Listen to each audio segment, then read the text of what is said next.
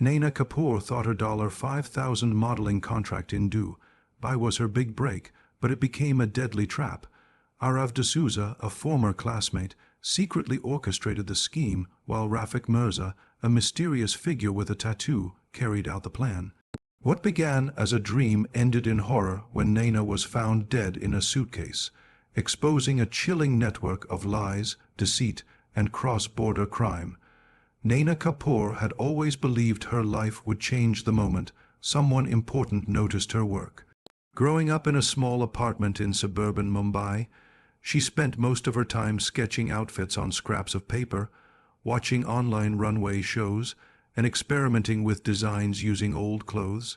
Her dream of entering the fashion world felt far away, yet she carried it with a determination that made her classmates admire her. Since the beginning of her final year in college, she had been building a digital portfolio, uploading photos of herself, modeling the outfits she designed. She wasn't trying to be a model, but she knew that presenting her work visually would increase her chances of being discovered. One evening, while scrolling through her messages, she saw a notification from a profile called Do by Elite Models. The message was brief but exciting. They claimed to have seen her photos and wanted her for a 3-day promotional campaign in Dubai, offering her $5,000 along with stay and travel expenses. The page had glossy images, written posts, and links to what appeared to be professional shoots. Nothing about it seemed fake at first glance. Naina felt a surge of hope she had never experienced before. She read the message repeatedly, imagining herself stepping into a new phase of life. She shared the news with a few close friends, who encouraged her to verify the offer. She did what any student would do. She searched the agency online. The website looked clean and modern, featuring testimonials from supposed models who looked confident and successful. Their social media pages appeared active, with regular updates that created an illusion of legitimacy. She checked the email signature, the contract details, and the list of requirements. Everything looked convincing, and her doubts slowly faded.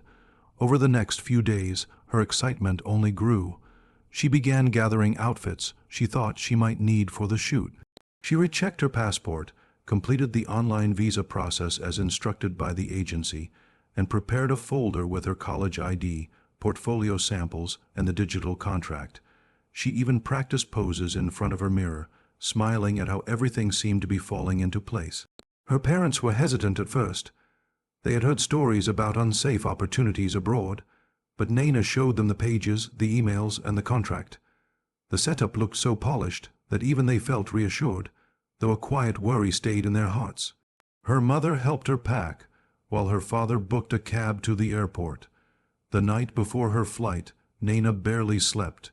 She lay awake, imagining how this opportunity might lead her to internships, fashion shows, or at least meaningful connections. She wasn't expecting overnight fame, just a chance to grow. On the day of her departure, she dressed neatly, carrying her suitcase with careful optimism. Her college friends sent her good luck messages, telling her that she was finally getting the recognition she deserved. At the airport, she took one last selfie, captioning it with excitement about her first international project. She boarded the plane believing her future was waiting for her on the other side. She didn't know that the dream she was chasing had already been turned into a trap. When Naina landed in Dubai, everything at first appeared normal. She collected her luggage, checked her phone, and sent a brief message to her friend saying that a representative from the agency was already there to receive her. The arrival hall was crowded with tourists, families, and business travelers, yet she felt calm knowing someone was waiting for her. After that message, her phone stopped showing any activity, but no one realized it at the time. Her friend assumed she must have been taken straight to the hotel or the shoot location. During the first 24 hours, her parents and friends tried calling her several times, hoping to hear about her experience. The calls rang a few times before going unanswered. They assumed she was busy with meetings, rehearsals, or paperwork. Naina had always been quick to update her loved ones, but this time there was only silence. Her friend noticed that although her phone was still online, the small indicator showing she had read messages never appeared. That small detail made her uneasy, but she pushed the thought aside, convincing herself that international travel could be overwhelming. By the end of the second day, the silence felt strange. Naina's social media showed no new posts, no stories, no activity at all. For someone who regularly shared snippets of her life, this sudden absence was alarming. Her mother kept checking her phone repeatedly, hoping for a missed call or a message. Her father tried calling the number provided by the agency, only to hear an automated reply stating the line was temporarily unavailable. Even then, they tried to remain hopeful, believing she would contact them once she settled in. On the third morning, everything changed. When her parents attempted to call again, her phone was completely switched off. Her friend, who had been refreshing her chat thread constantly, immediately sensed that something was wrong. She contacted a few other classmates, and together they tried reaching the agency through every link Naina had shared with them. The website did not load. The Instagram page displayed an error. The email they had written bounced back instantly. Everything that once looked professional had vanished overnight. Panic began to grow, and the family contacted Dubai authorities using the emergency helpline for missing foreign nationals. The officers confirmed that Naina had arrived, but had not boarded any outgoing flights after that. Her immigration record showed only an entry stamp with no further hotel check-ins under her name. There was no trace of her presence anywhere in the city. The family then checked the visa details she had submitted earlier. What they discovered deepened their fear. The visa application appeared genuine, but the contact information linked to the sponsor agency led nowhere. It was registered under a shell company with no physical address. The realization that she might have walked straight into a trap struck everyone at once. Dubai authorities began coordinating with Mumbai police, trying to trace the digital footprints of the agency. They requested access to her phone and email activity, hoping to recover clues before they disappeared. Every passing hour felt heavier than the previous one. Naina's friends, who once celebrated her big break, now anxiously waited for any scrap of information. Her family stayed awake through the nights, replaying her last message again and again, wishing they had understood its importance sooner. A week after Naina's disappearance, the city's news cycle had begun to pick up whispers of a missing Indian student in Dubai. Her photos circulated online, shared by classmates, relatives, and strangers who hoped visibility would help locate her. While the search expanded across hotels, metro stations, and public areas, something entirely unexpected was unfolding far from the city's center. In the quiet outskirts of the Al Quadrad Desert, a group of workers were clearing sand near a service road. It was a routine job until one of them noticed an object partially buried behind a dune. At first, it looked like discarded luggage, common in remote areas where smugglers often dumped stolen items. The suitcase was large, black, and covered with a thin layer of dust. One of the workers tried to drag it aside, but its unusual weight made him stop immediately. When a strong smell began to escape from it, the workers quickly stepped back and contacted the authorities. Police and forensic teams arrived soon after. The moment the suitcase was opened, the desert suddenly felt even colder despite the harsh sunlight. Inside was the body of a young woman, wrapped tightly in hotel bedsheets, positioned as though someone had tried to conceal her as efficiently as possible. The body had no bags, no jewelry, no phone, nothing that could reveal her identity immediately. The sheets themselves seemed like the only deliberate clue.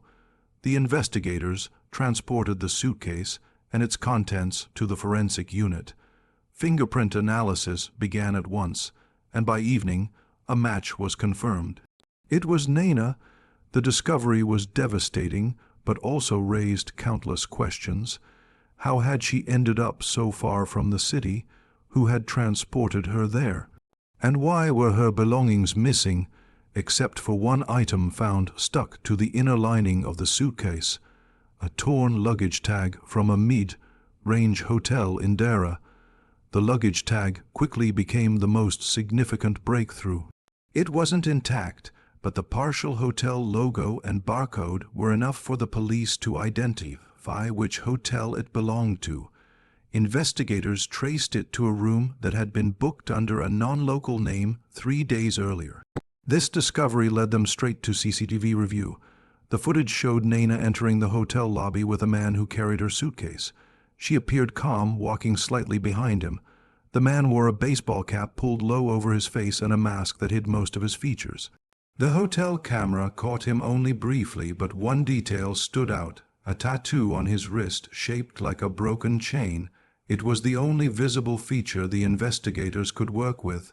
What puzzled the team was the lack of struggle in the footage. There were no signs that Naina was coerced. She appeared to follow the man willingly, suggesting she believed he was part of the agency. The next available footage from the corridor showed the man exiting the room alone, pulling the same suitcase. He adjusted his cap, walked calmly, and left the hotel within minutes. From there, the trail went dark. The suitcase itself provided more information. Forensic experts found faint traces of a cleaning chemical, indicating someone had attempted to remove evidence. Yet the inner fabric still contained strands of hair and microscopic fibers that the team hoped would lead them closer to the truth. By the end of the investigation that day, the police had 2 key pieces of evidence: the hotel clue and the tattoo. Both suggested that Naina's death was not an isolated crime, but part of a planned, organized operation. And behind that calm image of her walking into the hotel, something far more dangerous was waiting to be uncovered. Investigators focused first on the tattoo, knowing it could be their strongest link. The broken, chain design was not common, and a senior officer recognized it from a previous briefing. The symbol was associated with a small but dangerous trafficking network that operated quietly between India and the UAE. This group targeted people who were young, ambitious, and active online, using elaborate digital traps that looked completely legitimate. The group rarely left traces and often vanished before authorities even realized a victim was missing. The presence of that tattoo suggested that Naina's case was not random, but part of something planned with precision. Detectives began gathering intelligence on the network's known members. Their operations were decentralized, with different individuals handling recruitment, transportation, and disposal. The man in the hotel footage fit the description of someone who went by the alias Rafik, a figure who had appeared in several case files but had never been caught. He was known for using multiple identities and switching SAM cards frequently. His method usually involved befriending or recruiting victims online through fake agencies or job listings, then transporting them to temporary safe houses where their belongings were taken and their identities were sold to forgery syndicates. The hotel booking under a false passport added another layer to the mystery.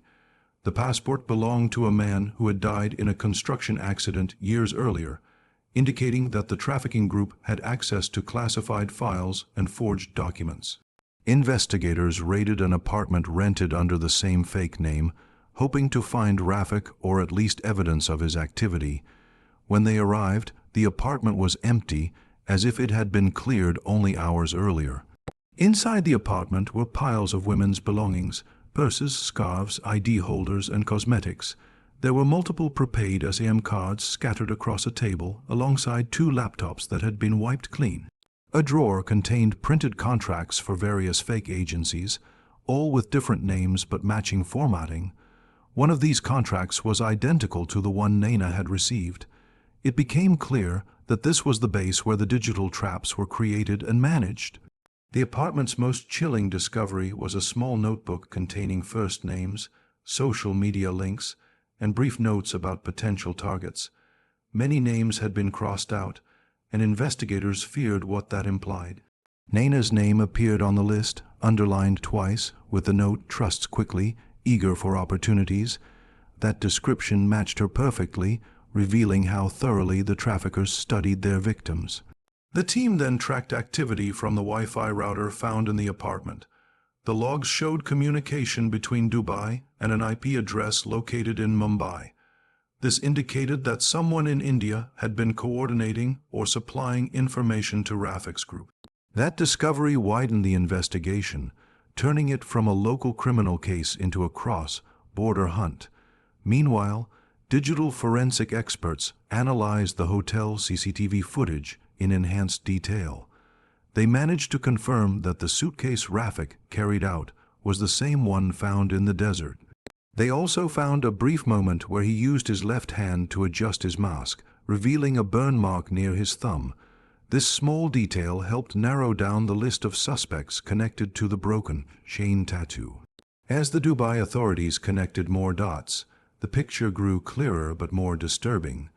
The group operated like a machine, each person performing their role without leaving clear trails. It was never about the modeling contracts or the job offers.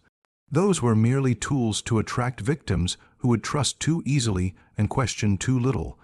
By now, investigators understood that Naina had become part of a network far larger than they initially imagined.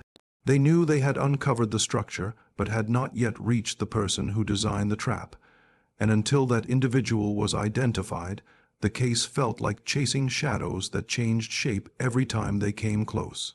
The moment cyber experts traced the deleted agency website back to an IP address in Mumbai, the investigation took a sharp and unexpected turn. Until that moment, the working theory was that the entire operation had been controlled from Dubai. But the digital trail pointed to something far more unsettling. The mastermind wasn't abroad, but operating from the same city where Naina had lived, studied, and built her dreams. This discovery shifted the case from a foreign crime to a coordinated, cross-border conspiracy driven by someone who understood her life well enough to exploit it. Investigators dug into the IP logs, examining months of hidden activity. The website for Dubai elite models had been created using a VPN layered across several countries, but the earliest login came from a small apartment complex in suburban Mumbai. That location became the first target. Authorities shared the address with Mumbai police, who arrived to question the residents.